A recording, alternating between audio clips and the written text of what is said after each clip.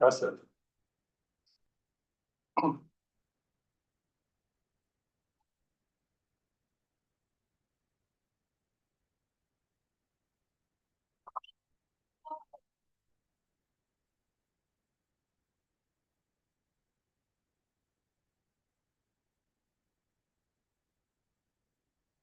Anybody signed in from outside of here? Anybody signed in from outside of here? Oh, yeah. Thousands. Thousands. I think the most we've had is 50. Oh, that's use. It's double. that's. We have We've ever had. 50 in the audience, so. I think 5 or 6 of those are staff.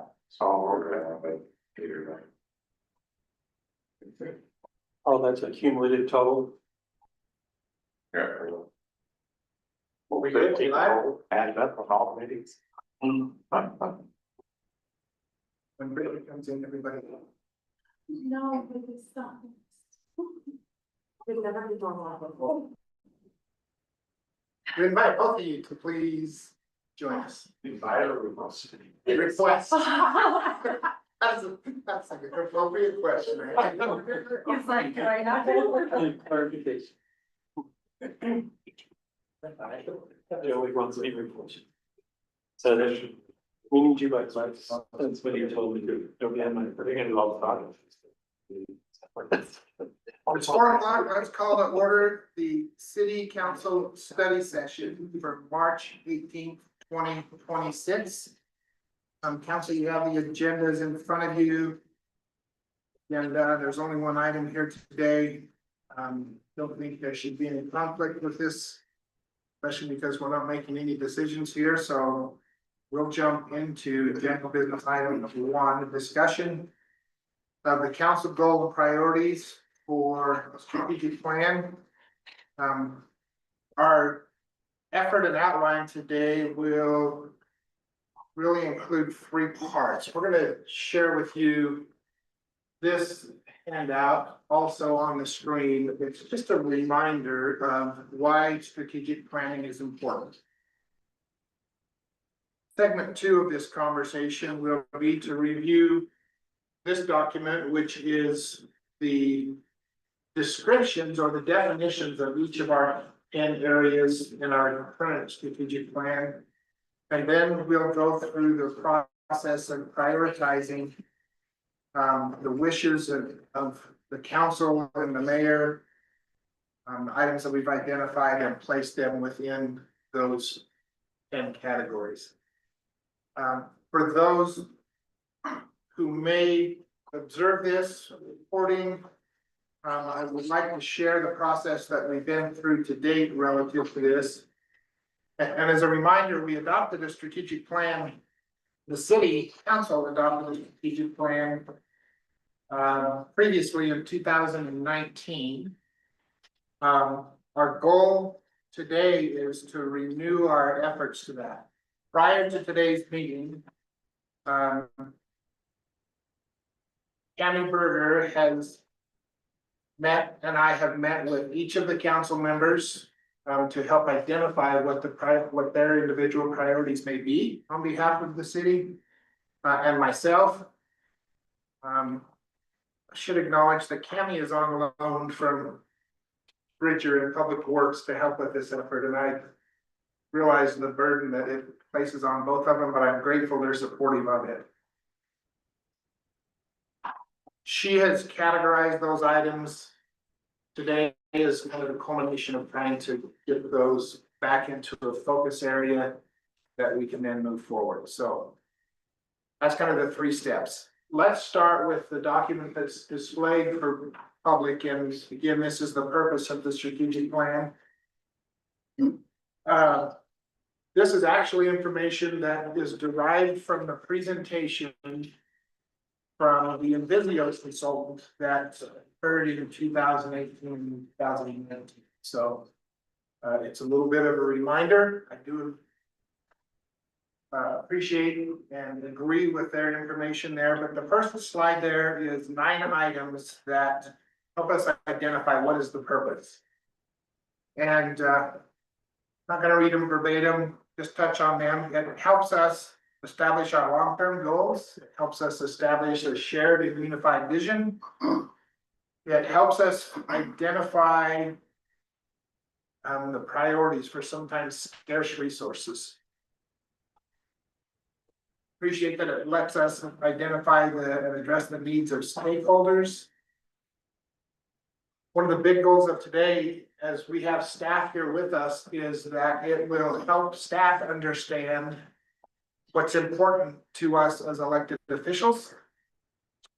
And establish those expectations between us. I like that it promotes buy-in for change. It's a way to say no. That may seem strange at first, but we've successfully used this in the past. I recall the Parks Department received a call of concern of a resident, and the fact that we were able to tell them our plan indicates that that's going to occur 2 years down the road, satisfied the concern. We weren't gonna execute then, but they realized that the city had a plan for that, and that was sufficient for their needs. Again, it helps us identify and tell our story to our residents, and I believe that the long-range planning helps us build trust with our residents. Page 2 of that, quick story. Dan, you got to hear me share this at the Rotary, but two things that I wanted to share.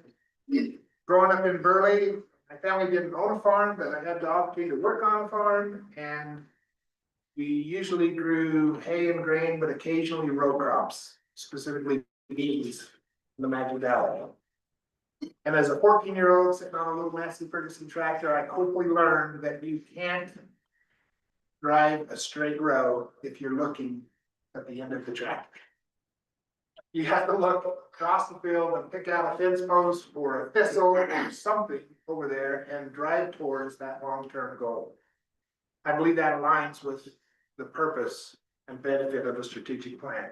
Specific to the diagram you have in front of you, this comes from a study of walking in circles.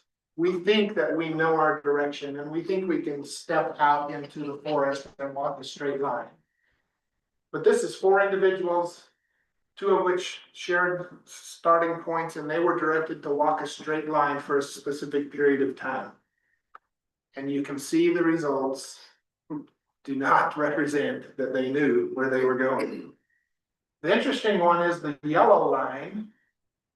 And I share that, and the narrative that I put above this is not just a clear vision, but some reference point to what we're doing. The yellow line, for the first 15 minutes of their day, it was cloudy. And when the sun came out for a reference point, they were able to finish the exercise walking generally in the right direction because they had some reference. My passion, my goal, my request is that we understand that is the value of a strategic plan. And we may call it something else. I don't know, but strategic plan to me sometimes feels like it has a negative connotation in this organization. We've tried it once. Open for suggestions of what it should be called. But in industry and other communities, that is the reference. Slide 3 identifies the key steps associated with why, what, how, and then who and when. Today, we're talking about the what. As we step away from today's exercise, we will then start to focus on the how do we implement those priorities and the who and when to be able to accomplish that. Next slide is a quick, you've probably seen this 100 times, but I put it out there. I realized as I went through my priorities with Cami, that amount of them were low-hanging fruit to-do lists that live in the upper left quadrant of this diagram. They're quick wins, really low effort, but have potentially high impact. Obviously, as you look at it, those in the lower right quadrant that have high low impact, we as an organization should avoid it if possible.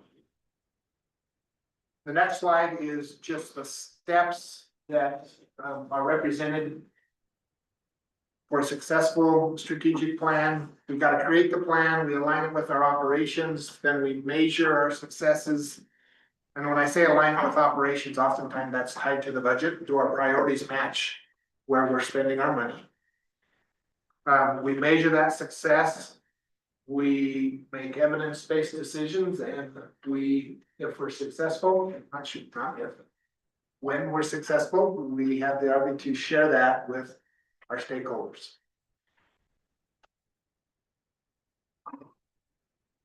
The next slide is, this actually resonates with me. I found this, debated on putting it in, but I wanted to share this with the group. From my perspective, one of the deficiencies with the effort with the previous plan is, one, it was complicated. We recognize that. The plan itself wasn't the tool that we were using to monitor, to report. I appreciated the tool, but I recognized that it became cumbersome. We were letting the process dictate the product, if you will. But I do believe in this statement, that the strategic plan, this is an error. I think the plan is in addition to our normal work. I think it is what drives our normal work. As I look back in my notes, I found a statement that said, the strategic plan is the job description of the CEO. That's what should drive our organization, is those set of priorities. You see there in our community, that is the cover page to our plan created in 2019 that anticipated a check-in in 2024 for us to check on progress. The next slide, thanks Joy for passing through with me. These are the 10 goal areas that existed in the current plan. We're gonna look at the definitions of these in just a second, but I wanted to include this so we understood what the previous plan was focused on. And the last slide is just an example of the spreadsheet and the process that Canyon will guide us through relative to the 2026 renewal. Any questions, comments? No. Statements of support? I like, Ryan's been hard on me today. I like the That's overall, to be hard on, I think it's like easy here. I like the overall plan and this description that, and where this can take us. Obviously recognizing that there's gonna be some issues along the way.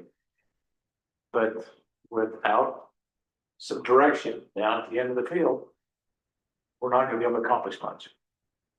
So, we have a lot of things we would like, seemingly need to be able to accomplish.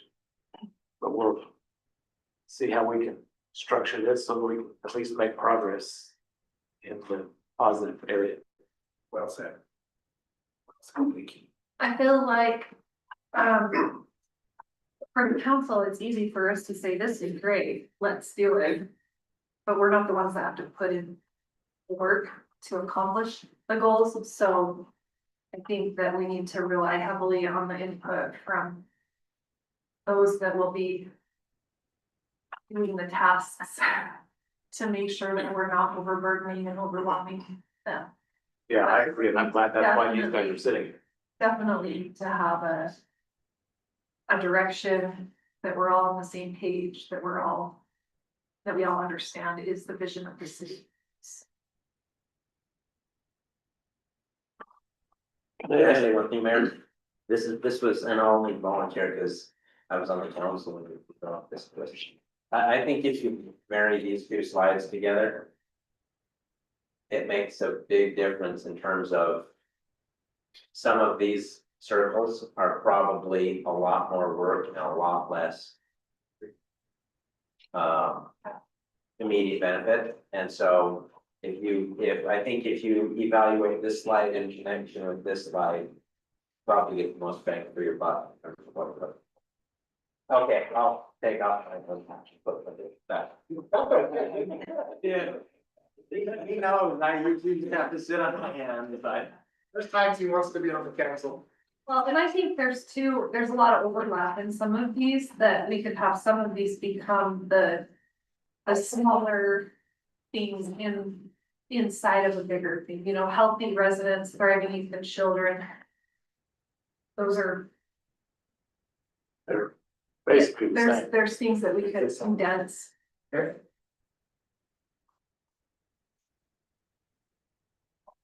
Sean had a comment.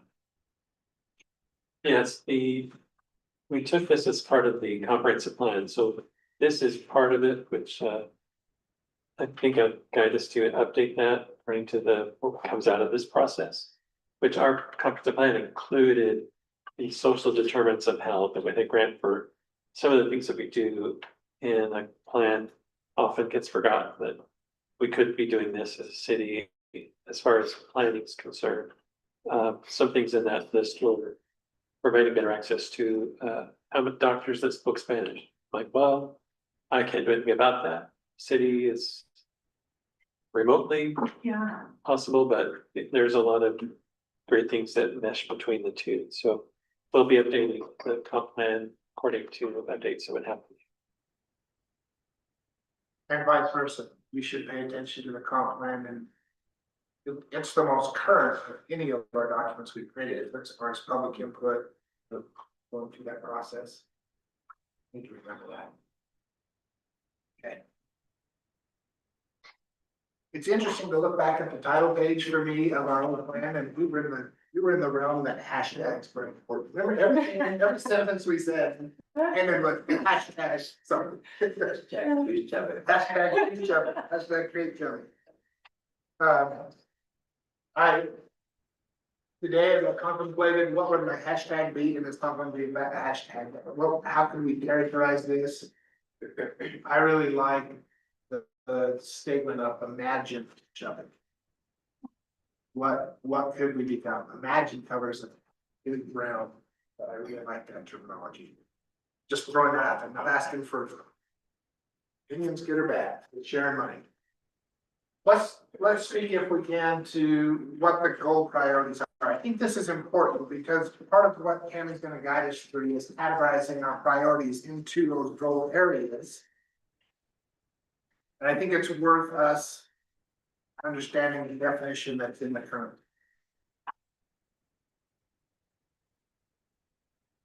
What's currently on the screen and the first title page for vision is just those 10 areas that are currently listed in the plan. The first is the vibrant aesthetic neighborhoods. And keep in mind, this is characterized that the plan was created in 2019 and intended that in 2024, we measure our success. What have we accomplished? And so this narrative addresses it in that context. In 2024, we maintained a small town feel despite rapid growth. Our neighborhoods have distinct characteristics that set them apart, not only from other neighborhoods, but from their cities. We've ensured that new development is compatible with and enhances the rest of our community. We ensure that our standards are implemented to facilitate good public space. And we've taken proactive measures to run down properties and structures. So how have we done? In the last 6 years, 5 years, whatever. 6 or 7 now. Open for discussion. I think we've done terribly. I feel like when you drive around Chadwick, it's still the same as it was. There's lots of spaces that look janky. Businesses that were not enforcing codes.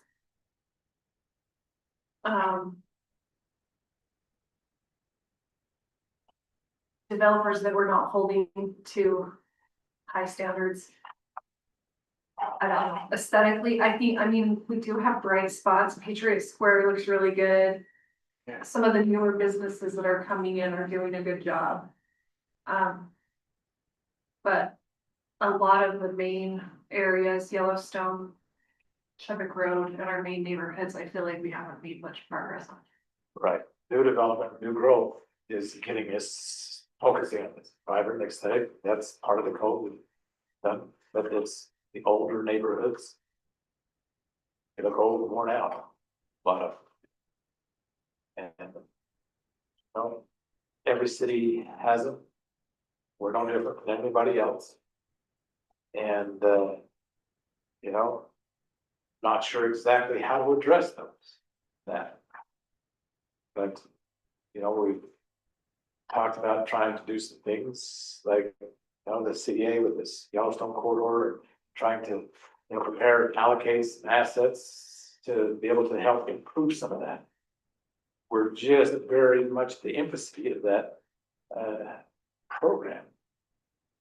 I think it has the potential to generate some good results, but it's gonna take some time.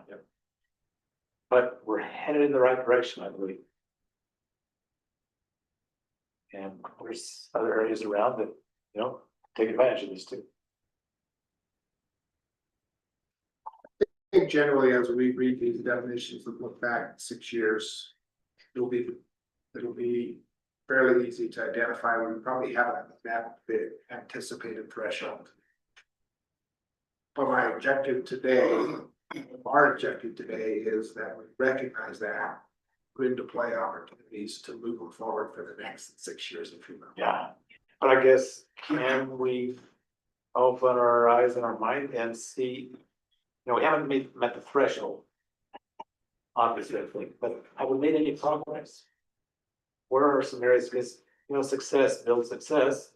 You know, if we can't see any success, that's kind of sad. I mean, where have there been some successes, or have there been? Can we recognize them?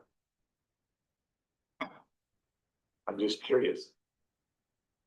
When does Flashback go in? That's a vibrant neighborhood.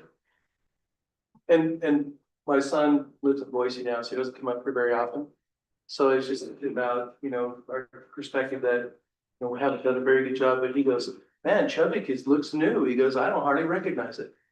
Guess he's having. And that's it. For a while. Right. Yeah, he hasn't been here 10 years, you know, he's lived in Boise that whole time, so he sees it much differently, because he doesn't see, you know, we see the change come day to day. Yeah. And he comes in and sees it, and so there has been a lot of growth and progress, and city has changed, has a lot of new businesses and new homes and new developments, and so there's success and there's vibrancy in the city. I feel like the mall redevelopment is huge. Oh, yeah, that's good, that is huge. Well, I forget. Okay. Yeah. Okay, quarter coming in here, I mean, every single comment you heard about that is, man, Chubbuck did a home run with this. We did it right. We made an investment, and it speaks volumes to people coming into communities. Further on down later this year, the railroad issues taken care of, the intersections reconstructed, it's gonna work. It's gonna be good, and it's, Yeah. because. That's all. We put it on the calendar. I feel like, Is I it feel not like on our the new, calendar? I feel like our new development is doing well. The places that are being developed, or, I mean, like the mall redeveloped, are looking really good. So maybe we need to have a brainstorming session about what we can do for the older areas in Yellowstone and just simple things, businesses not watering their grass, businesses not pulling their weeds, you know, letting things just kind of get out of control. Trying to get that under. I think as we roll through everybody's priorities, those things are gonna Okay. hopefully filter themselves out. We may add to them. I'm gonna interject here. I also love New Day. We all praise that. It does come with the cost. It does. Maintenance and burden that I'm learning to appreciate. I just like the ribbon cutting and move on. Richard and Cammy have to figure out how to take care of it. So it wasn't too long ago with the council meeting, we talked about, okay, what are we gonna allocate to keep this thing going? Yep. And we're talking about just letting it kind of go, and I said, that is a big Yeah. mistake. No way. You already made the investment, so keep it up. Absolutely. Okay, for the second time, I think this conversation is great. I do think it applies to how we go through our specific goals, steps. So for diverse and inclusive city, that we're caring, kind, compassionate, and equitable regardless of age, sex, race, religion, etc. Participatory governance, the city actively seeks opportunities for involvement from residents in all aspects of our city programs. It is actively sought from all demographics within the community. And if I can add, this kind of meeting, what you've done here is put this out there for everybody. This is 2 or 3 steps towards that. Yeah. I mean, I think this is a great thing. Second. Well-managed government that will provide effective, efficient, and economical services that meets the community's needs. That we're fair and equitable while being accountable, transparent, and backed by quality and responsive staff. Safe and prepared, that our residents, visitors, and workers feel safe at all hours. That our emergency responses are timely, well-trained, courteous, and professional. We're resilient and prepared. We were probably that in 2019. We're definitely that in 2026. Yeah. Uh, Yes, we We- made we some had steps tremendous- towards improving that. yeah, tremendous law enforcement, emergency services. Strong economy, that we are a business destination and a center of innovation. I paused there intentionally. New businesses are complementary to the characteristics of our city, including mixed-use development and the development around our arterial roads. The city is attractive and new workers. It's attractive to new workers as a live, work, and play community. Healthy residents. Chubbuck has taken steps to ensure that the residents have equal and ready access to opportunities to promote mental, physical well-being, happy, active lifestyle. Taken steps to draw more healthcare-oriented businesses and worked with Bannock County to address the EMS system inside the city. I actually think those have been on our radar for a period of time. Yeah. And they're making progress there. Multimodal transportation, we ensure that all modes of transportation are considered. And as new projects are planned, walking and biking corridors are established to enhance the ability for all residents to access shopping, employment, recreation without the need to rely on a motor vehicle. That was interesting, the letter we got the other day, somebody got on. Yeah. Thriving children and youth. City ensures that the emerging needs of the emerging generation are met. We work with School District 25 and other stakeholders to promote after-school programs. That our youth feel welcome and are given opportunities to recreate inside our community. The last is the growing arts and cultural opportunities. That we have, Chubbuck has public places throughout the community with public art that are programmable and programmed with performances, concerts, activities, etc. Any other questions or comments on the definition of the 10? General definition of the 10 areas? Okay. Can I just make an observation? I think as you just, and this is again policy, but as you talk about these things, to me, every one of these is not it's either a yes or a no, every one of them is a spectrum, right? And so the evaluation of these is also on a spectrum from where you were to where you are. And you'll never get perfect anything. And so if that's the goal, I don't think you'll ever be satisfied in what the city's doing there, because the little tiny things will be missed. Because it's a spectrum, and I think you pointed that out when you said how are we 2019 versus now, but I think that's always a good way to look at these types of things, is it's a spectrum, it's not a on-off switch. Yes, we're doing it, or no, we're not. I just in it for what it's worth. That's how I view this. Okay. Policy hat off. I'm gonna have a hard time today.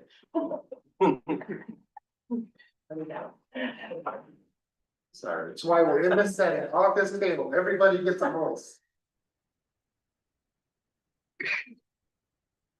Yeah, Ryan, I don't think you should feel you should be contributing. So I think you should. I think we all like the insight, you were on the council for a lot of years, so. This is nostalgic, it brings back, so. Tammy, you wanna guide us through the process, please? Yep. Share with them what our expectations, goals are, Yep. give us some direction. So your colored sheets in front of you will not,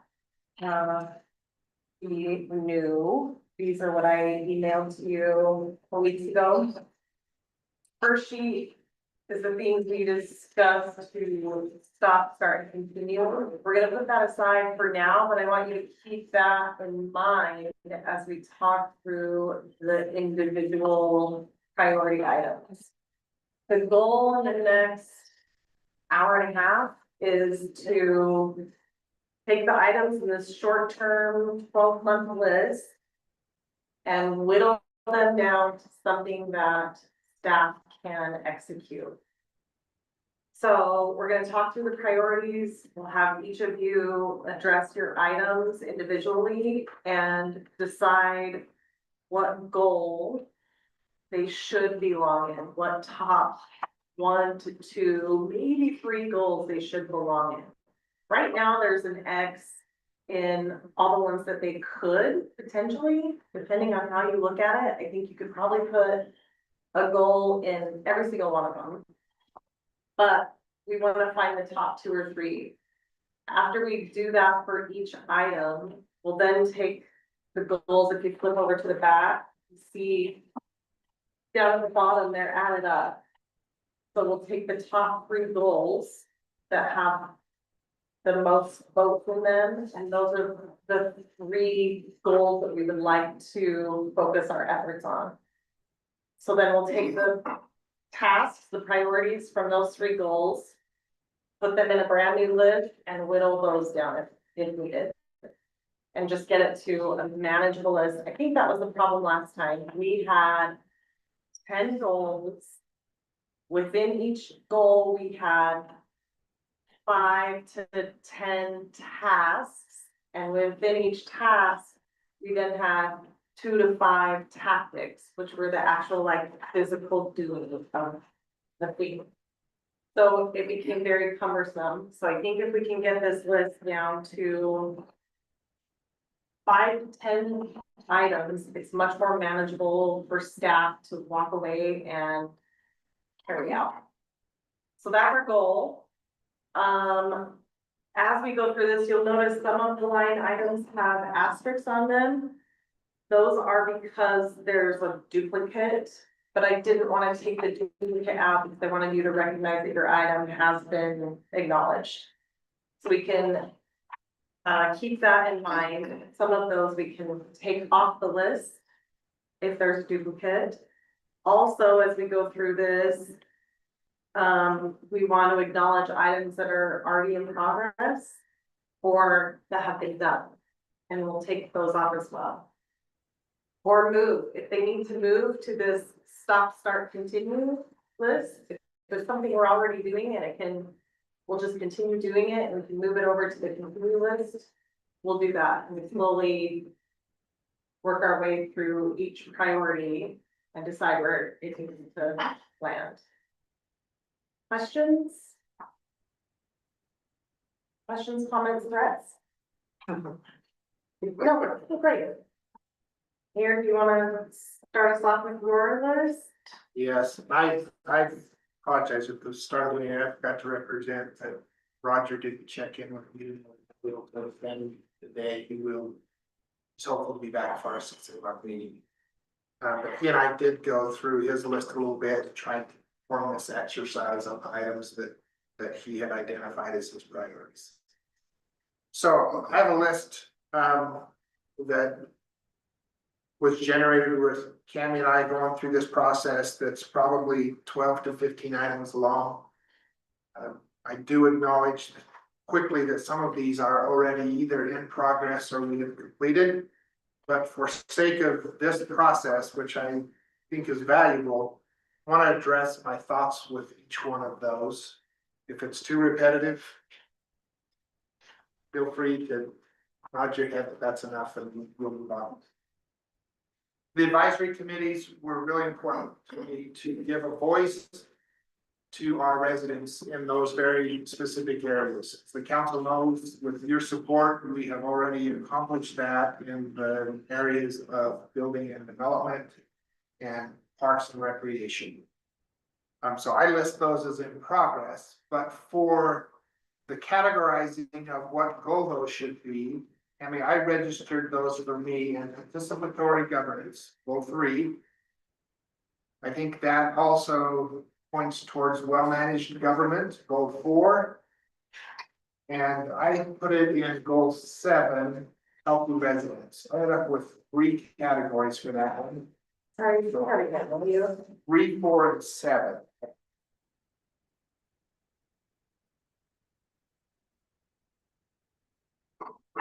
If you want to limit me to 2, I will take it out of 7. Well, technically, this is already done.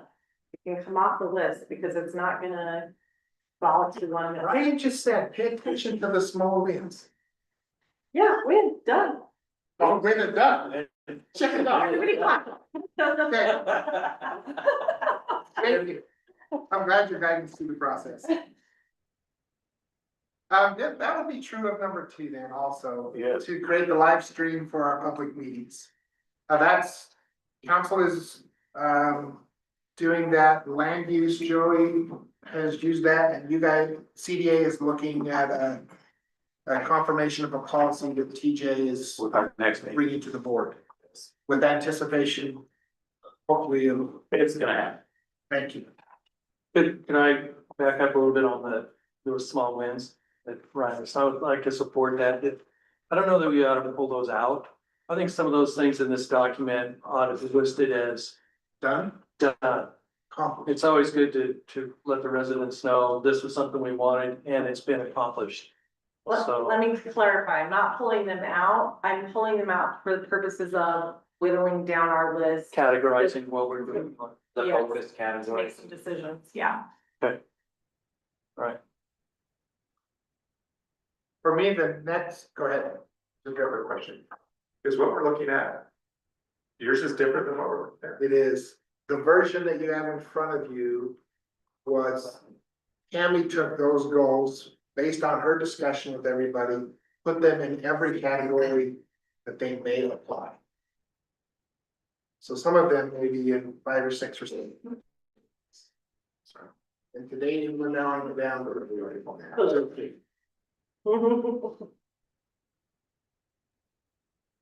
I guess it's really like. A subjective thing, right? I can put these into categories where I think they should be, but they may be very different to what Melanie's priorities are. Do the X's reflect where you've placed them? Yes, Okay, you can essentially ignore them, really. I won't. Get them where you want. Yeah, you wanna know what. They're great. They will be different at the Yeah, end of I'm today's putting- I'm meeting. marking where Mayor puts it. So I can see where he's using versus where they. Yeah. The council priorities and the review strategic plan, the simplified version. Those for me worked in tangent. The council priorities is the piece that we've already been through in our individual meetings with each of you. Now rolling into that line item number 4, our strategic plan. Trying to create this more simplified version. For me. Tammy, that line 3, council priorities, I have in goal 3 and goal 4. Okay. For the strategic plan, I have in goal 3, 4, and 5. That's too many. 3, 4, and 5. We're negotiating. It was hard to get it down to just 3, I'll be I know. honest. So those two. are we moving to continue? No, I think we still have significant work to do there.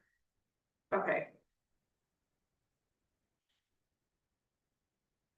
We haven't created that simplified version yet. And identified how we'll execute. I think for me, I think they should remain.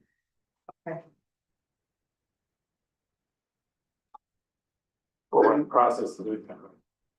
Yeah, we're in the prioritization process. let me ask you this, if you had another goal that if you only get to put 2 goals on the list, this one's already in progress, are you gonna leave this one on? Or is there something else that would take its place? She's gonna feed this list down to like 5 or 6. I would Yeah, leave it there's on. 35 here. The entire process of the strategic plan would always be in my top 3 or 4. 1 or 2.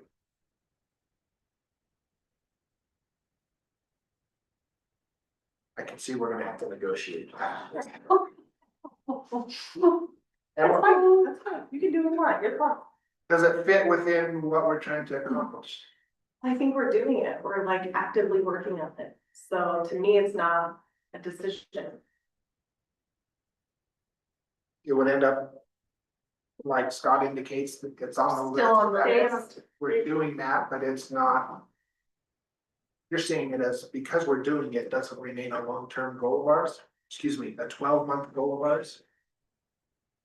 Right, if we're actively working on it, in my mind, it's not for the group to then Implement. decide. To prioritize and decommit staff time. We can leave it on, let's leave it on. We have a lot more to go. My next 2 then would be in that exact same category for everyone's. Benefit in the room, the 5-year capital budgets, that is looking ahead in our budgeting process for equipment, staffing and projects.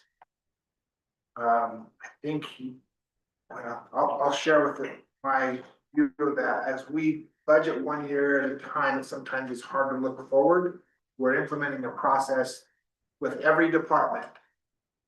This is also actively occurring now that identifies 5 years in the future for those categories. Yeah, I think we kind of started that in the last year or so. Public Kinda get Works, us that far. yeah, Bridger and Cammy have been moving that forward for 3 or 4 years, I think. Yeah. Taking that model and As applying. we've gone through the budgeting process, that's what I've seen change since I came into this seat. Yeah. We're moving in that direction.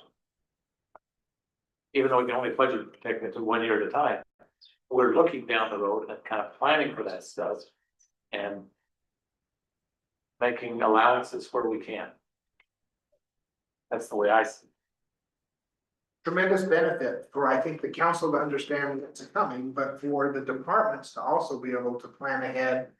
And plant that seed, if you will, that we need a new staff member or a piece of equipment or. This is what we can do right now. This is what we're gonna need to do. How do we get Gotta tie those there two by together. the time it gets there? We did that, I think, with the fire department, police department for We did. new hires and. kind of Yeah, looked at- that's what I'm talking about. Yeah, So Cammy, for me, that one landed only in well-managed government. The FY 27 budget booklet is maybe a new topic to council. That is a document that we are actively working on to present to you at the April 1st study session. That is in addition to the needs of the department. It will look at historic trends and some projections in the future so that we get a bigger picture of the overall operations of the city. Our goal is to tie that all together. Right. And that is in progress. Draft version coming in the next 2 weeks. Yeah, I think we've kind of been working towards that. It's just kind of, kind of solidifying some of that stuff. I mean, I have that in goal 4 and 6.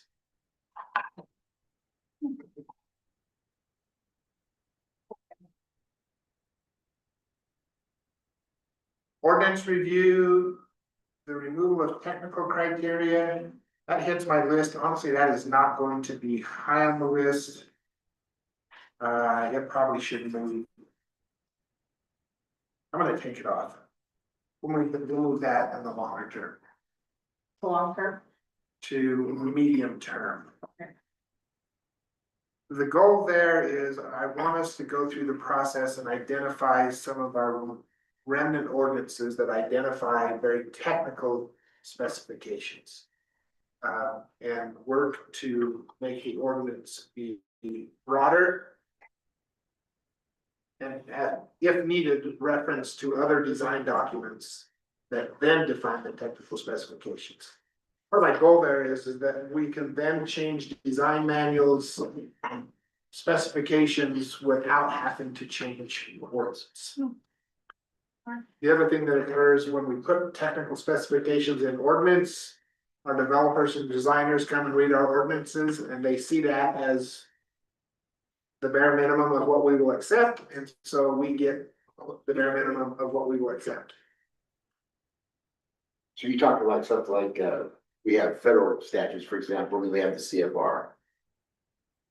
He's talking about, for example, if you're gonna do something, you have to comply with there's a federal manual on like fire code. Okay, And you can reference fire code, but representing the ordinance. you have to comply with fire code, but I think you're talking about, you have to comply with X Yeah. manual. Yeah, I don't want ordinance to say, I don't want ordinance to have excerpts from a fire code placed in it that says 1,000-foot long cul-de-sac. Yeah. And then fire So code they reference changes. fire code, Yeah, yeah. There exactly. you go, okay. And the challenge also, the challenge with code oftentimes is it may get changed in one area and not another. And so that can be a challenge if you're, putting highly technical stuff. Okay. My guide / monitor the downtown village development, my goal there is to just build. A consensus between CDA and the city that we understand. What CDA is working on, what their functions are. Admittedly, for me, I acknowledge that it's an appointed board spending taxpayer dollars, and I wanna make sure, and they stand alone. I completely understand that. But I think as elected officials, we need to understand. And be able to answer to what's occurring. So Ken, for me, that ended up guide monitor downtown development, I listed. In well-managed government and strong economy, sorry, 4 and 6. What they're doing down there will add to our community for sure. Next is Portland Valley Development. Economic development decisions. I'm actually gonna take that off of our priority list. I think everybody. Well, I'm gonna look at you as council. This is an administrative process that we're gonna decide in the next 2 or 3 months. Okay. This, We're gonna have that conversation. You're not taking it back because we're not. I don't think it, to Cam's point, I don't think it fits into us measuring its criteria against everything else. It's a decision we're going to have to make. Okay. Where do you wanna put it? Just take it out. It should go in the continues.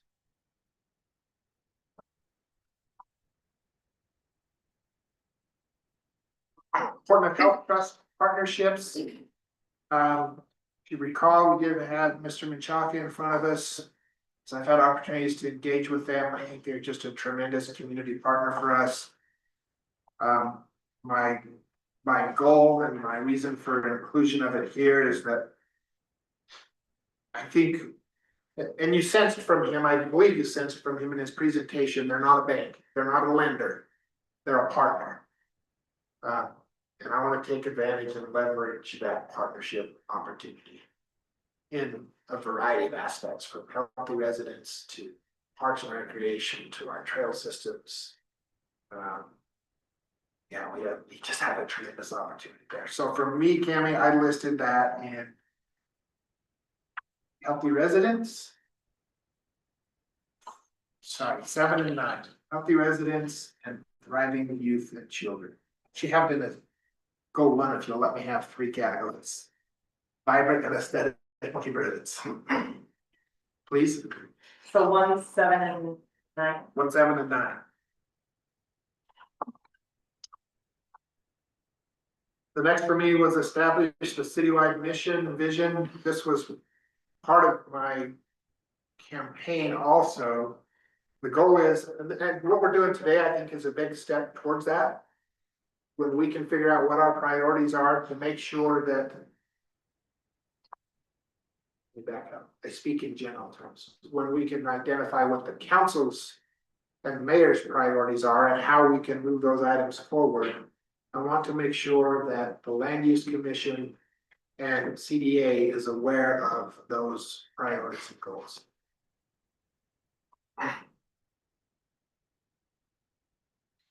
You missed the parks plan update. Why on earth would I skip that? Tammy, for the citywide mission, I'm in 3 and 4.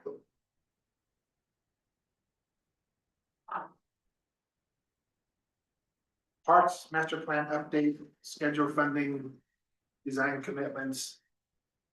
I just have a desire to renew our efforts with our park systems. I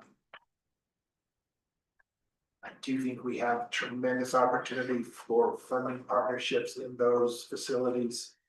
Just have to bring them to the forefront to make sure that they're on our radar.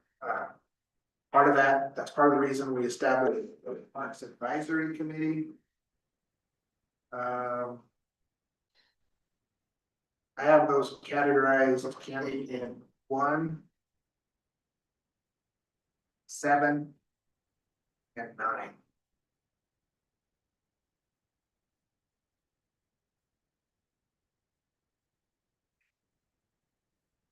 CCOG partnerships, similar to the Health Trust and to others. But oftentimes, and I think everybody's heard it, many times the federal and state funding opportunities don't meet our population demands, our area of median income demands, and so we're excluded from a lot of those funding opportunities. But CCOG also has business lending, revolving loan fund. They have some CDBG money that may apply to our water wastewater systems. They're a good resource for us. We're a member of that organization. They have tremendous staff. Would like to partner with and take advantage of their expertise. For me, that landed in well-managed government 4.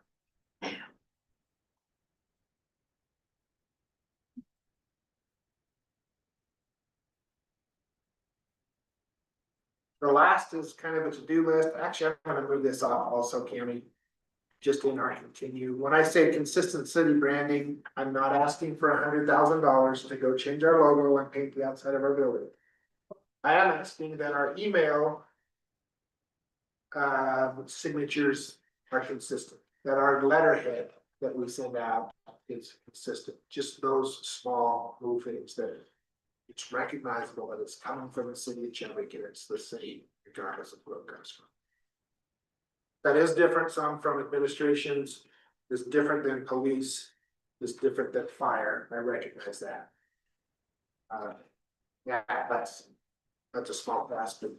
I don't want to be part of the voting, the prioritization. Questions about my list?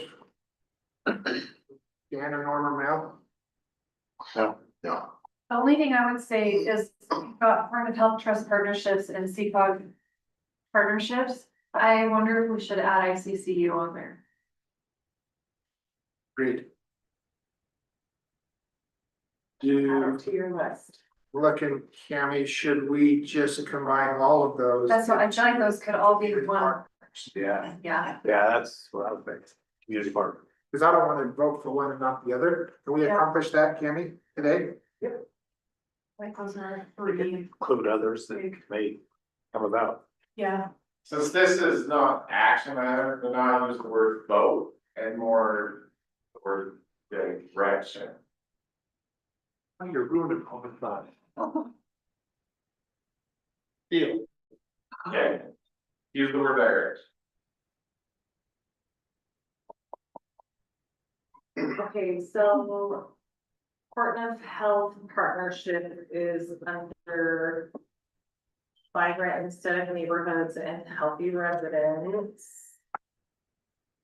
And thriving children and youth, and you have the CCOG one under well-managed government, so creating a community. Partnerships, what would you like them under? That's Victoria Government.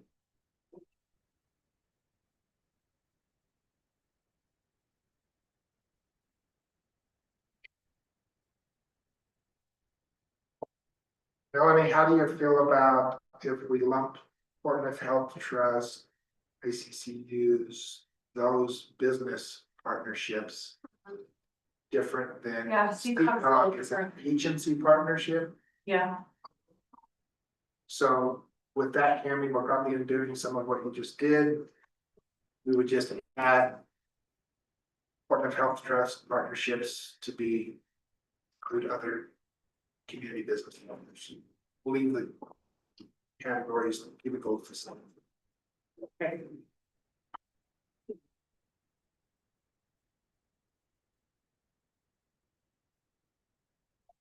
Good advice, thanks, Mel.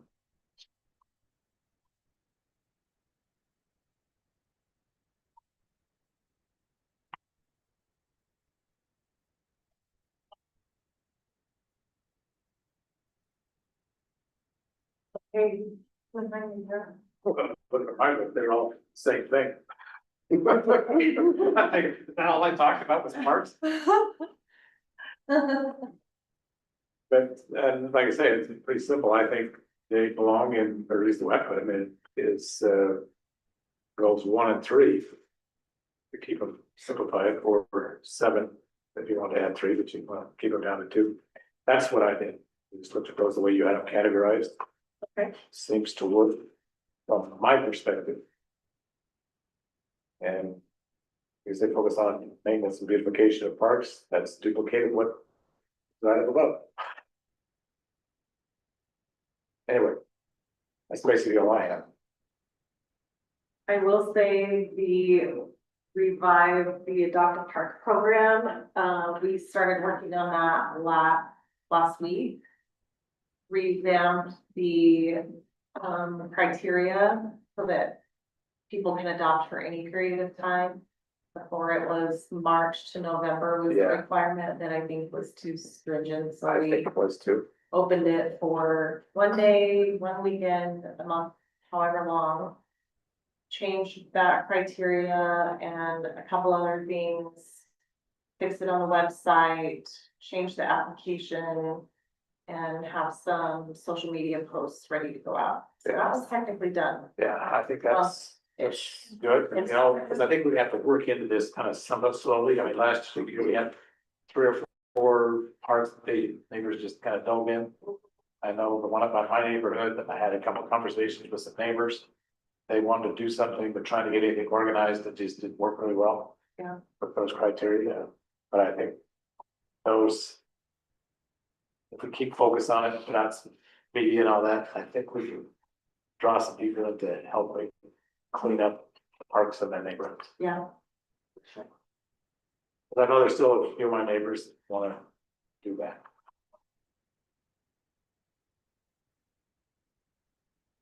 And in your category of maintenance and beautifications, are you doing anything specific from the residents or? I'm not questioning the categorization, help us understand what that is. I guess it's just gotta clean things up and kind of take care of the parks. You know, sometimes, you know, the staff that come out and mow and all that, you know, they go through it quickly, they got a lot of stuff they gotta take care of, and sometimes they don't look as nice as they ought to. And, but, so that is just because we only have so many bodies to run around and so many machines and all that. They're trying to do this, and I've driven around because I've heard a few comments from some people throughout the city that our parks just kind of sloppy looking. I've noticed sometimes they are kind of sloppy looking. Yeah. And if you get more people to kind of take a little initiative, okay, if there's something that's really bugging you, let's kind of clean it up. I've even thought a couple times about that. Doing it, but I haven't. I've heard of cases where neighbors are helping Yeah, take care of parks. and it's just, you know, it's just a matter of, if people feel some community pride, they're gonna go do it. And how we develop that, I'm not really sure. Some people say, okay, well, I've already paid taxes, the city's supposed to take care of this, why am I gonna do this? Okay, I think another part to that may be just the training of our summer staff, which I know we've used temps in the past, and I think that's maybe part of the problem is because they're not invested in the city. I don't know I don't know that you're ever gonna get away from from that. that, Oh, from temps. yeah, I will. What is that? Current model, Richard Scott, the last. That's right, the last several years, we're not very hiring temps. Since I've been here 10 years, we've been using temporary employees, and even prior to that, they were seasonal, just we did all the hiring and work comp, put them on payroll and all that, and they were still seasonal. So they would come in and work 3-4 months, so that model's been in existence as long as I know of. Yeah. The only thing that changed is, Serious. yeah, the only thing that changed is we use express personnel to staff that. As opposed to doing it ourselves. So they pay the work comp, they do the pre-employment drug testing, it's their employee. And if we don't like what they're doing, we just call them and say, we don't like what Scott's doing. He's not welcome to come back, send us somebody else, and they do.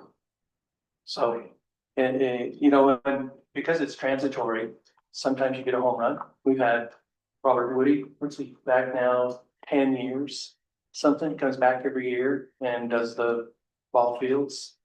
And that type of thing, so we get some that are like that, but. It is a challenge to say, you know, it's a transitory job, it's a temporary assignment, and how much of a stakeholder you're gonna get. We did have a lot of people in parks though prior to my coming here, but the hard thing is you don't have anything for them to do in the winter. So, you know, you could hire them to work in the summer, but then winter, what do you have them do? So. The only other option I would see is to outsource all that. And send it to Mountain Shadow or something That's like why I that. wonder if that might be a good option. That we could look at, is. Are you okay to expand your topic to that, look at? Sure, We'll whatever, probably get beyond the Sourcing or detail of this consultants meeting or- here, but. yeah, But I help it, for me, it helps us gauge. His priorities versus someone else, I don't know Not how to do it different than what I spelled it out, or what I already said, you know, some Yeah. things. I don't wanna step on one details of it. Bridger managing it either, cause it really falls in his area. Right. You know, I think you the understand temporary where I'm coming from, employees, so. what the deal is, how we fix that, I'm not sure. Or how we address it. Funding's a part of it, right? Certainly, granted, I haven't been helping parks for treatment seasons, but I do know that prior to last summer, we did have a ton of complaints about weeds. I think the maintenance, we were behind on all of that, right? Feedback I got was that last year was certainly better. Doesn't mean we don't have more to do, but I think we are trying to identify some ways to do better. But yeah, it's, And I agree that we would certainly look for input and direction. If we need to do something to hold it up. Just, that's one of the things that is out there pretty visual to the neighborhoods and. I seem to hear a few complaints about it, I hear about more than anything it, I else. hear about it a lot.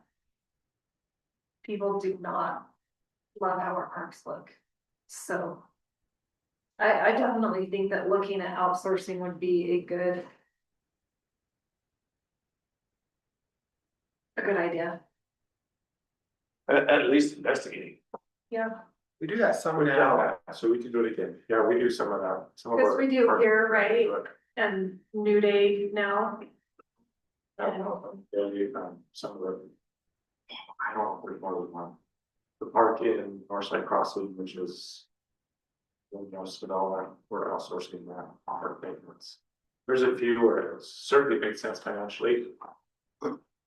Some of them, it is quite expensive, so we'll just need to make that decision as we look at it again. Okay.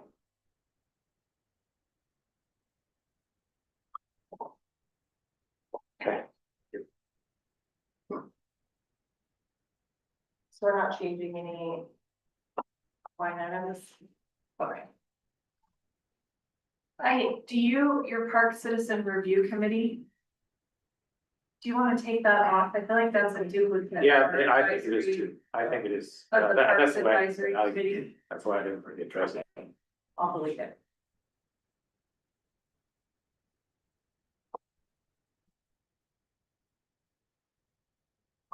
Alright. Honestly, I think a lot of mine are gonna be duplicates. Clean up, replant, New Day, so we've hired that out, correct? So yes, we hired some of that out last fall. We planted a lot of it last fall. I don't know, we probably didn't notice the difference yet, but hopefully this summer we will. Okay, We've also contracted for maintenance, perfect. so we're optimistic that it's kind of show quite Okay. improved. Should we move that to? So, I think. Well, I think it can just go in with Dan's. On the focus on maintenance and. Beautification of, parks. And then I'll just. in between spaces. New Day on there, okay, yeah.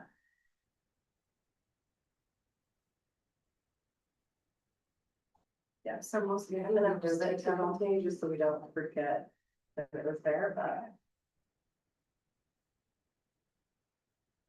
Redo the path and rock area in Hiram Park would also go under like a park plan update. But I just feel like it's one of those areas that the developer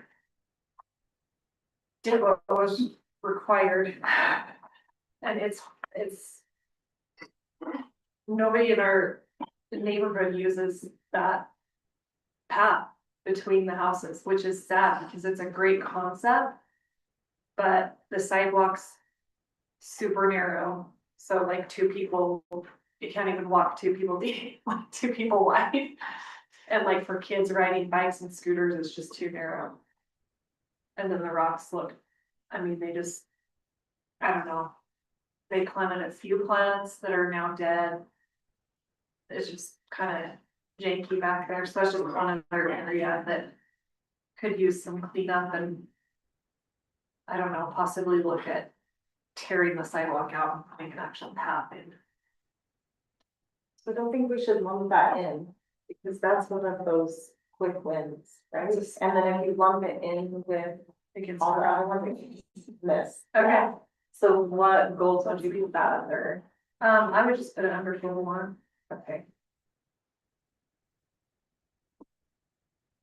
Parks maintenance and improvement plan, I think take that off because that's a duplicate. Shift some approvals back from land use. And I think we kind of solved this one. Yeah, I was curious. You should share what your concern is, though, that's. Yeah. Okay, I so, was curious what you were thinking of. yeah. So just because I've been on the council a long time, when I was first on the council, it seemed like the council had a lot more input on developments. And I don't know why exactly that was. You might have should this too, so. I mean, like, I remember council meetings where we would be talking about the landscaping that we wanted the developer to do and the what. And we've definitely simplified that, which I think is great, and it takes a burden off the council. But I think the problem we were running into is the land use did not understand the power that they held to require the developers to do things in their developments. And so they weren't attaching any of those extra things that we want, especially when people would come in for a conditional use permit. And I'll That's just use, one where you have control as a conditional use permit. Less control in a standard. right, subdivision. and I'll just use the gas station behind my house as an example. They needed a conditional use permit, is that right? Right. Yeah, so they came to land use, they had a meeting. It was a mess. There was a lot of people there that gave a lot of input, and the developers were like, yeah, this is great input, this will be good. And then we were promised by staff that it would be implemented, we'll make sure we get that in the design review, but then it didn't get done. And I think that gas station, I mean, it's great, it's awesome, but I think there are some things on it that were a big miss that, if Things like what? land use would have understood that they had the power to say, you have to do this, this, and this. I'm curious, what do you think I missed, and what would you have done different? Which I think you missed. No, what was missed? What did they miss? What so- was missed? People wanted, a lot of the people that were in the, hearing, they wanted it to match the neighborhood and have like some architecture to it, you know? Like, I remember people in the meeting saying, we don't just want a box. And that is what we have, is this box. And we want them to put something on it that looks nice, you know, maybe, and it's the same thing, stucco with a little bit of rock. And people were worried about the brightness of the lights. And there were no stipulations on that, and those lights are bright at night, the blue around the outside edge. And they don't dim it at all at night, so there's just little things like that I feel like are important, and land use didn't realize that they could require those things, but I think you're working on that, right? And they Well- have more of an understanding of that. Your and I discussion on this topic was just that we need to make sure land use understands their authority with those issues. But part two is. And my suspicion is this is partially what happened. All of the discussion happens, and then the motion for approval assumes all of the discussion is going to be effectuated. But the motions fall short of those expectations, so. And then once the motion's made, that developer's not required to do the stuff Correct. just because we talked about it. We're only holding it to the standards of the motion. But I really think that's just an education, and it will be well received by land use, especially because we have a new chair and 3 new members. It's a good opportunity for us Yeah. to.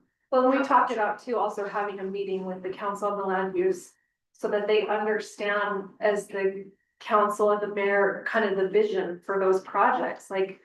We want you to require some extra landscaping, we want you to require some different materials on the outsides of these buildings, you know, just stuff like that, so that they know. And they know that they have support for that. Good point, support for that would be important, because those, I think the current process now is any of those conditional use permits can be appealed. To the city. By council. either side to the city council. By either side or an aggrieved Oh, person third party. can do that as well. Typically find that, but procedurally, originally, things did go through CDA or through land use and then to council. what do you call that? And Yeah. maybe that's what it was, is it would go through land use and then it would come to council and we could still add or. The, those lay boards are difficult in this fashion. Everybody has a different skill set. Everybody has a different skill set. And sometimes those discussions and how the motions come about and are gonna be in accordance with who's ever speaking up in that meeting and maybe their confidence and training can help with that, but a lot of times it's just. Yeah, so, I mean, there's different ways to, I think, deal with that. When you take it away from the council. I do think you've got a very knowledgeable, land use. Chair. And, who asks good questions and some new people, but I think some education. Helpful, but those details, having sat through a lot of council meetings and a lot of time, it's hard in the moment to spitball. It's hard to have that board spitball and then have staff have the same vision. It's really hard in that moment. It's just a hard process. That's kind of what we're at. Yeah, Because- well, I talked to Mike Schwartz after the fact about the gas station, cause he's on land use. I think he recused himself because of his. Because he's close He to was it, his location. yeah, yeah, but in the meeting, he felt like he left with the same vision that I did, which was those developers were like, oh yeah, this is great. I mean, I had pictures that I gave them and they were all like, oh yeah. Yeah. And then none of it happened. So, I think, cause I sit on the land use and council. Big two shifts that I've seen. We used to have a lot more PUD applications than PUDs. That's correct. You did have a You lot have a more, lot. you had a lot more say in fence and trails and all that stuff. Amenities. Versus a preliminary plat, which is kind of set by code, that as long as they meet the requirements, you have less say in that. The other thing is, there used to be two public hearings. There used to be a land use public hearing, and then the application used to have a public hearing with the council. And after meeting with AIC, it wasn't required by Idaho code, so the AIC recommended just having one. Because what we were running into is nobody would show up to land use public hearing. And then they make a recommendation, then everybody would show up at the city council public hearing, and so it's As one public hearing. And at a council, you don't see any of the conditional use permits unless they appeal. But I think the PUD, we have less PUD applications, and so they have less say in what they can require. The land use board have less say what they can require of those developers. Sorry, that just popped up a message about it changed your audio. Cause he was thinking and wasn't listening to this. There's no council. so yeah, I don't think we need to shift anything necessarily back. After talking to you, I just think we need to have some education and some collaboration on those things. Good point. And then if we find deficiencies in our preliminary plats, the ones that aren't PUDs, then we can fix that through coding and ordinance. I think that training is good anyway, especially for land use where there's so many. Members, I think that it's good anyway. So I'd change that one to maybe just land use, education and collaboration. I know we're running short on time, but this reminds me of what was the infill. Just off of Chubbuck Road back behind Whitaker, when they brought two different PUD applications. And I'm sitting up on the council telling all of the people who are there, might need to be careful what you wish for. You just might get it. And then you have this other option. And then I said, you keep complaining about these amenities, you're gonna get a standard plat. Yeah, And they got a standard plat, and we don't have nearly as good of a project there now. Yeah, And so, yeah, a regular plat is handled differently than a PUD, but I agree, education's great. And for clarity, Norm may have been host some of these decisions, but you two would remember that sometimes those applications become, you know, preliminary plat and a public hearing, and you listen to all the testimony, and you had to make a decision that followed code. And you were put in a position that you were not being responsive to the residents, but you Right. really had no other. Right. It met the standards, and so. And that's what system- we were told by you and Tom. That system cleaned up those difficult situations for council. If I might make one suggestion also, if it's not a quasi judicial decision that has to be made in the moment on the record based on the facts before you, I think it's oftentimes, and I would tell all councils, if you have a question, get a hold of staff early, not at the meeting. 5 minutes before the meeting. I don't know how many times We appreciate that too. I got, yeah, and would get a hold of public works director and say, hey, I don't understand this. Can you help me understand this? But you gotta do that early so that they can act on it and not in quasi judicial matters. So if you have questions, I would reach out to staff. They want to make sure you understand what's going on. It is different in a quasi judicial setting, like land use decisions. Okay, perfect. Thank you. I'll take the opportunity to talk one time on that. I agree, because there's so much more detail I can get you your heads up. Okay, And if you call me out on the spot, sometimes I don't have the information. it's hard to swallow and, Yeah, yeah, yeah, you need to have some prep on it. Yes, thank you. yeah. So, What do you want? I think probably just well managed government. Regular department updates to council, I think we can take that off, because I feel like. At this point, like, I feel like. I don't know, I feel like we were kind of started into it. I don't know, what do you guys think?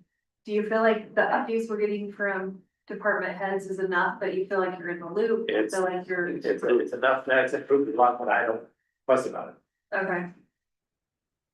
Okay, Put that on the continue, if you're okay now. okay.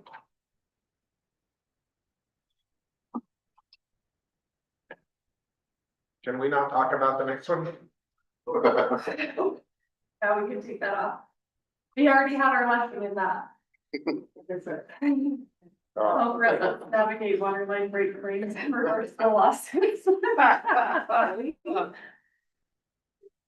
Well, that was me and my uneducated, Just the prior version. yep, so we Well, got right off. but it is valuable to say, help them navigate it. Hey, Well- here's how I can help you.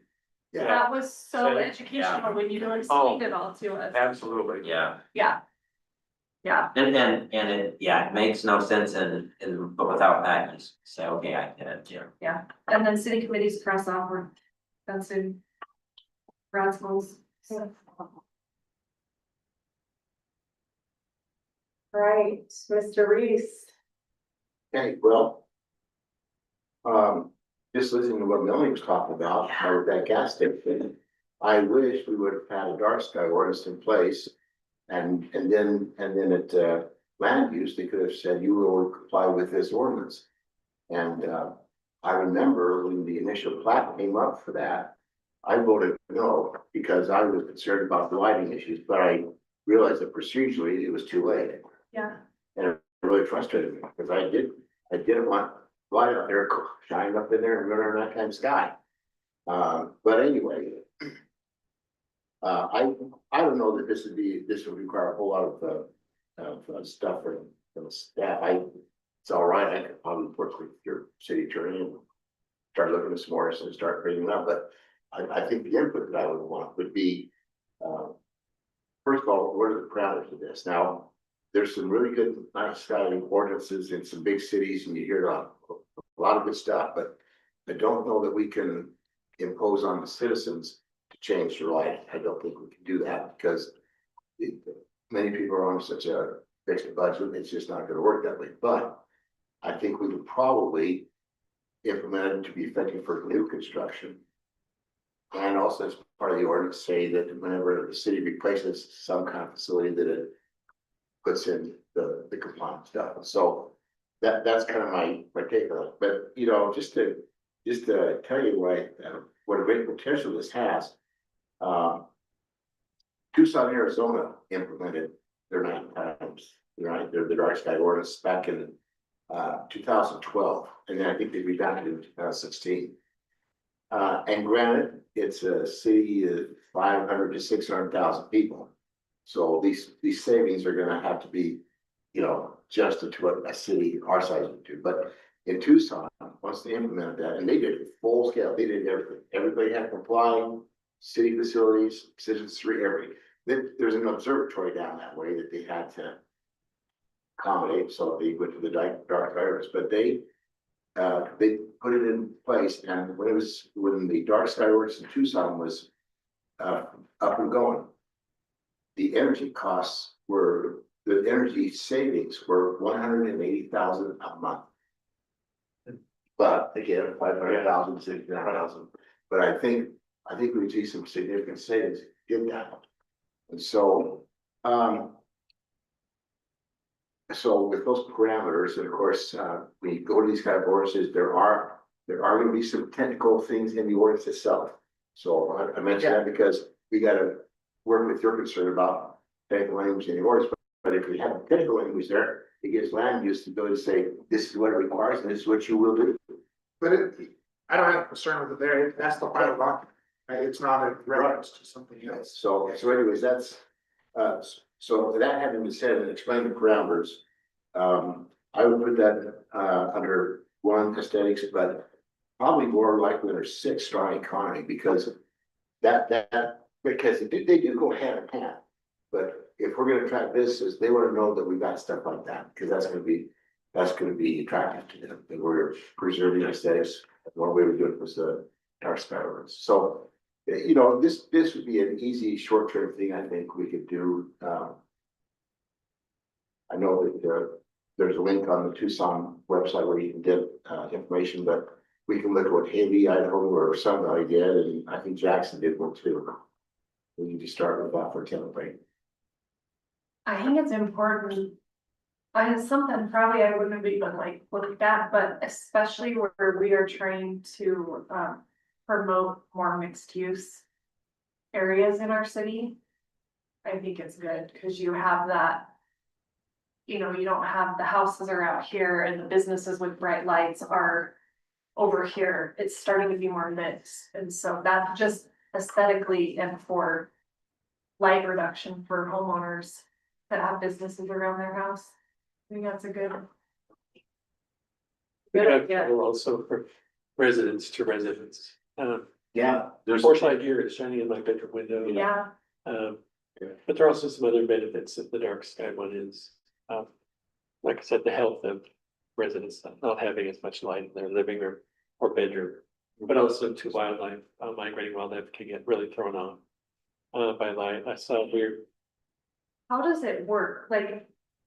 Is it switching to certain light bulbs that are lower voltage? Usually covering it so that you'll have seen it. And show. And but also stuff so it doesn't go shooting into your neighbor's yard. Okay, got it. Yeah, and we gotta be careful on that now, because that's where we're gonna get black, you know, but. Well, I honestly, I think that's when you look at something that changes like this. You're gonna have varying degrees of people who can comply and Yeah. grandfathered issues where you've got.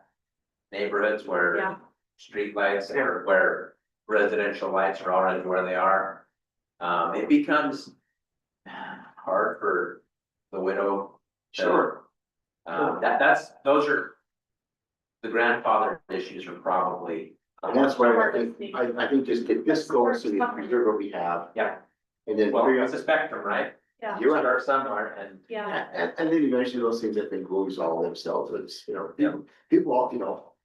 People always want to do stuff that's gonna save them money on their energy bill. But some people can't afford to the initial investment to do that, so we gotta figure out ways to maybe.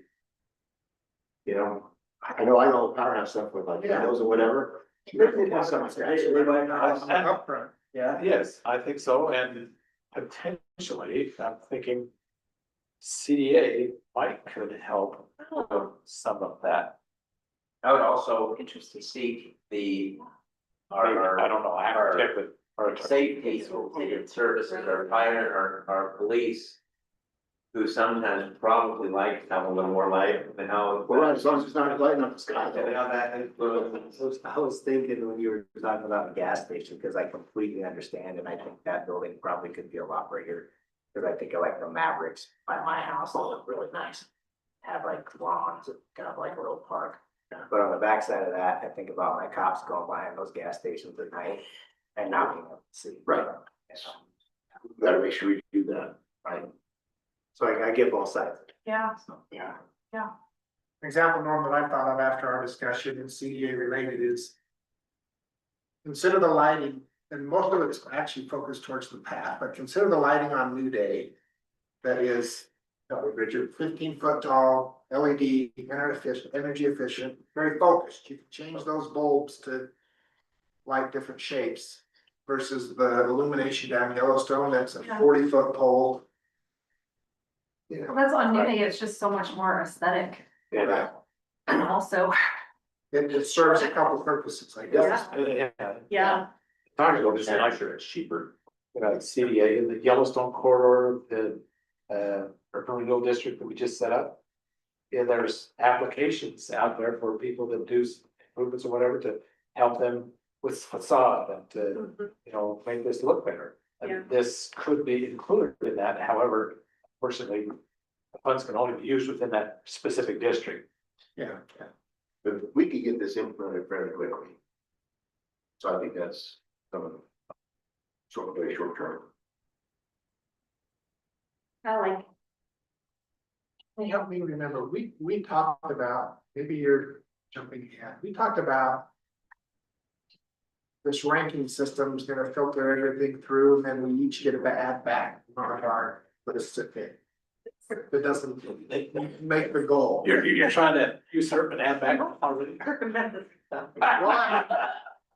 I had 5 votes and I got restricted to 3, I can into 2. What do they call it? What's the Senate, the federal? Pork belly or something, I don't know. Oh, yeah. Scott, you're my federal. Yeah. My federal guy. Or rail projects. Yeah, I want something back on. Pork barrel, back on the back. I feel like that was like in progress, we need to start that. Yes, and it'd be very simple to start that. Well, the dark side thing. Yeah, oh yeah, I think. That voice is already drafted out there, they've already done the work. Yeah, I think we need to at least look at that. Yeah. See what we can do. I actually have an ordinance proposal for that sitting on my desk. But I don't know which way it's going, so. From one of my people. But they don't want it darker? I need to read it first. It might be like one very. Okay. All the lights shining. Yeah. I want to light up everything. Nobody can hide. They want the light skies ordinance. Instead of dark. Bright skies. Yeah. Right, Well, skies. I'm sure we can find out from these communities, their police departments, what concerns they have now, we're looking at, because we Yeah. certainly don't want to put any of our first responders. No, we don't want to put any safety concerns out there. Just do it Alaska in December. That's the standard. There you go. And I'm guessing these gas stations light up the back for their employees for the same reason. Sure. Yeah. Oh, yeah, for safety. I'm just talking, like, once it's closed. Turn the lights down. That's one of, Well, that's part of it. No. All of the reports that I read are almost. They're the- That time of night. But I think they could. From all these transactions. So they're. Transaction did that out. And honestly, it's not even the lights that are illuminating like the parking lot, it is the blue, Yeah. Yeah. the chevron blue around. The blue. Champagne can. And yeah, I'll make sure to do that when it's not like something. Okay, Rogers, first one looks like it's probably a duplicate, yes? I agree. Yeah, to roads. Okay, I think the number 2 is, comes off, that's the Portland Valley okay, economic decision. That's a duplicate. same with the next one. We Yeah. sidewalks. Sidewalk. Local businesses, oh, you say business owners. Yeah, make connections with business owners, what's that about? I don't know. What does he have it in? Fiber and aesthetic neighbor. Oh, no, Yeah, no, it's no. all. Those are Yeah. Campbell's version of. Yeah, of Rob. She just asked every. I did, on that one, basically, yeah. I think that was important for Roger when I visited with him. He comes at that from an economic development standpoint, making sure we're dealing with and taking care of our existing businesses. That should probably live in 3 and 4, 3, 4, and 6. That probably should live in Yeah, that's what I was saying. 3, 3 and 6 for sure. 3 and 6. Yeah. Okay.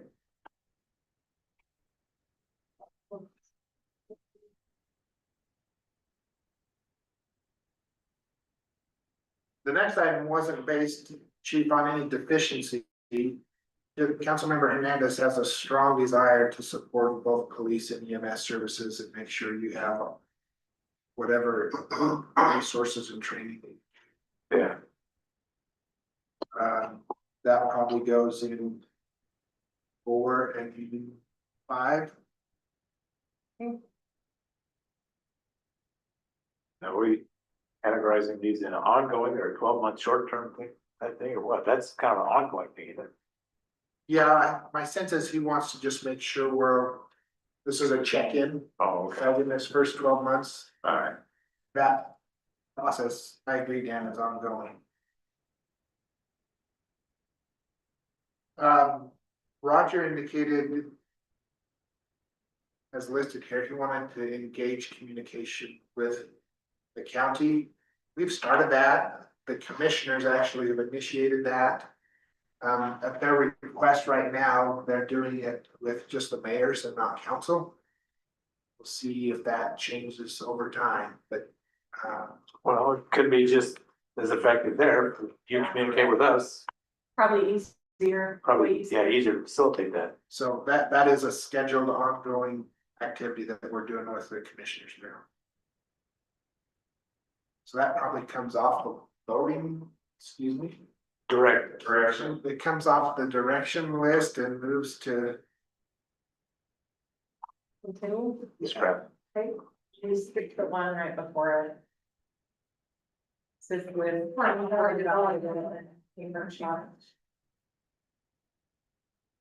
Roger has a view, and I don't disagree with him, but there needs to be better communication between our economic development functions and our chamber functions, and probably even visit Pocatello functions. A lot of people are doing good things in our community. How do we tie those together? I think we can leave it on there, and council, where do you think that goes? Participatory? I don't know where that goes. Strong economy, probably 6. Yeah, I think 3 and 6.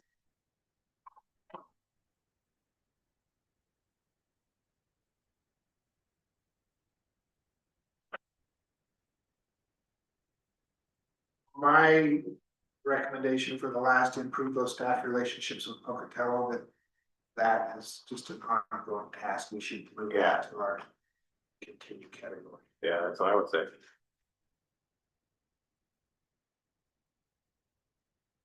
I might share something, I think it's not just that, I think it's the mayors, I think it's the council, and I think anytime, especially in an official capacity or in a one-on-one discussion, I think all of the communications should be. Chubbuck has its own struggles, Pocatello has their own struggles. We should never heap on their struggles. From a policy standpoint, I don't think when you're sitting up on a council level, or when you're talking to it, I really think if Chubbuck just focused on Chubbuck and gave all the congrats when it was deserved, that will create its own positive. So, and sometimes there's a feeling like, hey, we can take a shot at this because we like what we're doing here. And I just think it's not helpful, and Kind of that's the just, back and forth criticism of each other. Well, I think this election kind of helped change that direction. yeah, I don't think you ever accomplish anything just from a policy standpoint. So that's just my own. I think we had a really good meeting with Pride. When they invited us, when they reached out, Nice. as an example. And I heard some things from them about how we improve the relationship.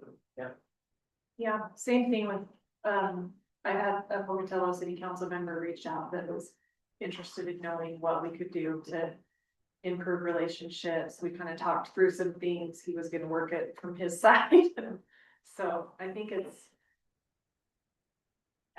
improving, I think that's great. But Yeah. from Councilman, You talked to me too. Hanger's direction, that's a two-way street, but. So, What's that? I agree, we should all try to work together, but that's a two-way street as well. Oh, absolutely. yeah. It is. Well, I think I guess what I'm saying is even if there's some negativity directed from anywhere else here, I don't think the response has to be a response in kind. We just know, hey, that's how somebody feels.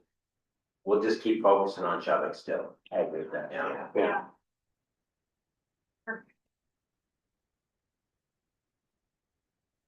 I mean, what the magic system say? The magic system says that we are focusing on goal 1, 3, and 4 as priorities. The only problem with that is every single goal fits into one of those numbers. Which is okay, it's not a problem.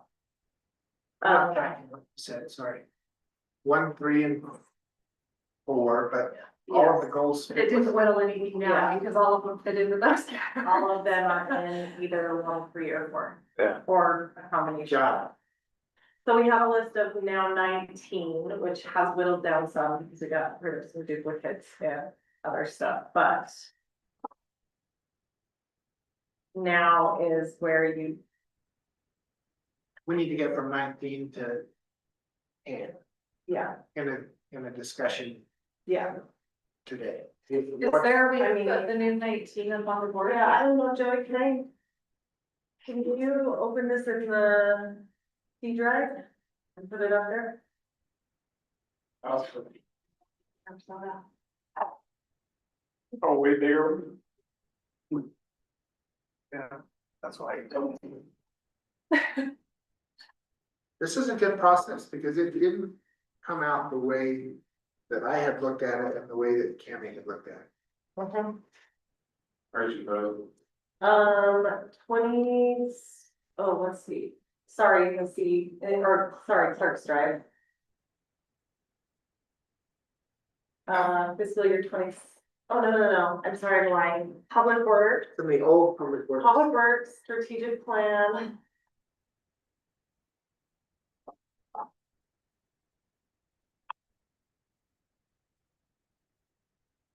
Twenty 26 vision. Council priorities and goals. Initial input. Down to the bottom Excel document. Yeah.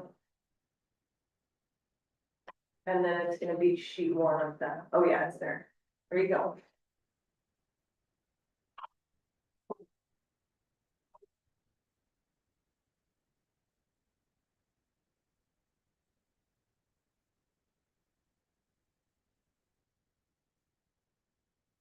So at first glance. I need to. Go back to what Cammy had recommended. Advisory committees, council priorities. The first 5. We're committed to and do.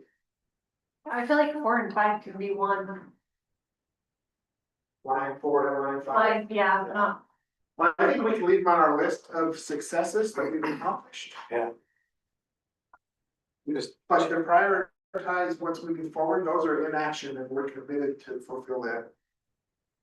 So are you gonna take them off? I just change the subcategory. Accomplished. Accomplished or Moving from a vote X to. Done? Out in, you know, that was your suggestion, Dan, just take them out of the ranking, yeah, leave them on the list. it's on the list. You don't want to take them off the list, but Fair. because, yeah, just kind of put a subcategory or change the color of them or whatever. I don't know, just some way to delineate it off of So the Karen, list we're working on. you want Joey to do that? I'm doing it. I'll save it as another document. If you So- remove it from the list, how do you then determine priorities? Cause that still has effort required. Yes. It now maybe Now they're just out of your priorities. No? I'm trying. Are we not using this to determine where we spend our effort? It's the goal, isn't it? Yes. If you take it off the list, does that mean that's not where you spend effort? Or did the other ones on the list have a higher priority? You're talking about taking out those first 4 or 5. Yes. So it's like differentiating between ongoing effort and new effort. Yeah, I guess in my mind, those are. Current and waived. They're going What they get to require effort. So you want some kind of list to keep that in front of you, get your mind. What you got, what you. Okay, so we can have a list of 15. 10 new, 5 in progress. That'd work. Yeah. Well, I think you. Yeah, so combine line 4, 5. Line 4, 5. Council priorities, prioritization, strategic plan, simplified version. I feel like that's all. One thing.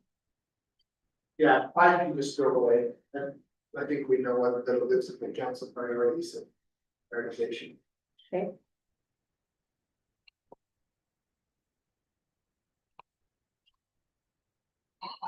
We. Can I speak to our other tool? We had a different tool that would help us prioritize all of this. You're basically comparing one versus the other. Through that whole sequence, like which is more important, line 13 or line 15, you would have to declare that. And you do that for all of those items. And it produces out the back end.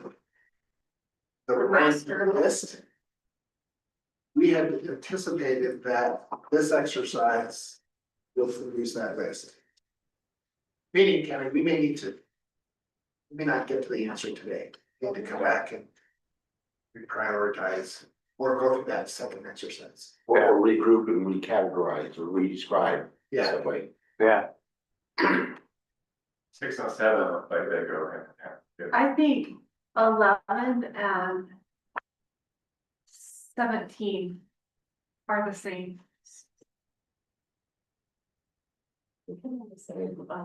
have the staff get this done. Look at it in their perspective here. Come back. I wasn't even drive this. The one I had of Why not? education and Because collaboration. this is me is spitball, and I don't think you get the right answers, everybody can go rate it themselves, and send it back and figure out her. In that big group. That way it's not a spitball. You guys hear that? So this, just like making sure the lighting is right, if you spitball it, there's too much here. Too much information to process right now. So if this gets emailed out by Cami to the council. And even to staff. I think the staff need to be involved in that. Then you can create your own priority. And then Cami can take all of that and synthesize it into, well, everybody thinks this and this and this.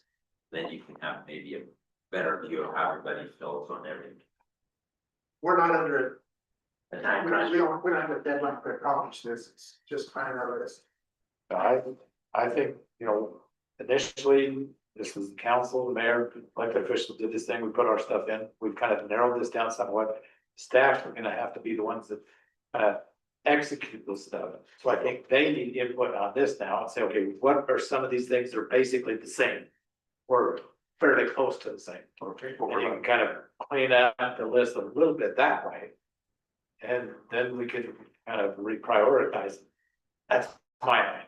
Let's do that. If everybody's okay, we'll go through that process of some staff input to see the concerns, bring it back to council again.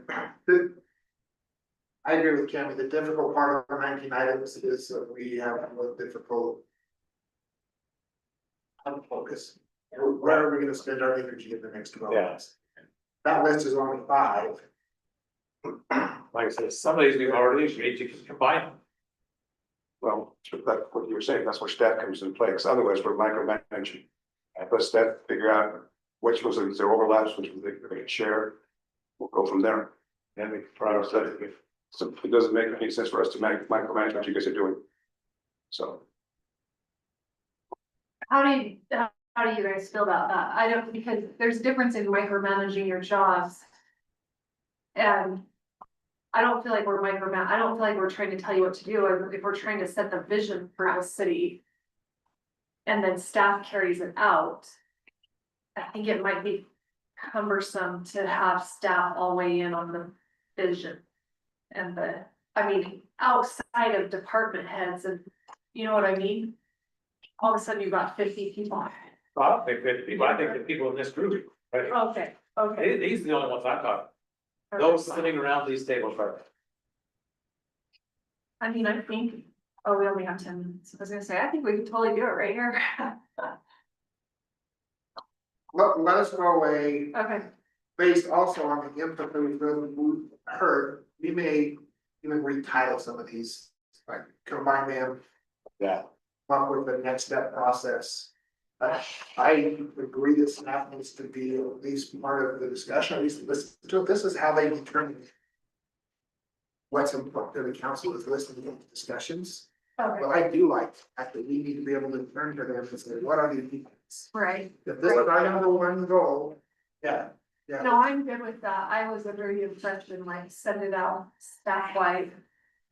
And get everyone's input, and that might be a disaster. Richard knows these items, that this will be fun guys, and Chief says he's in the business of people all the time, so. They got covered, these two got it covered. Perfect. Okay, we're. I think in this meeting. Do we go ahead and adjourn? you can just adjourn. Study session is adjourned. We'll see you all.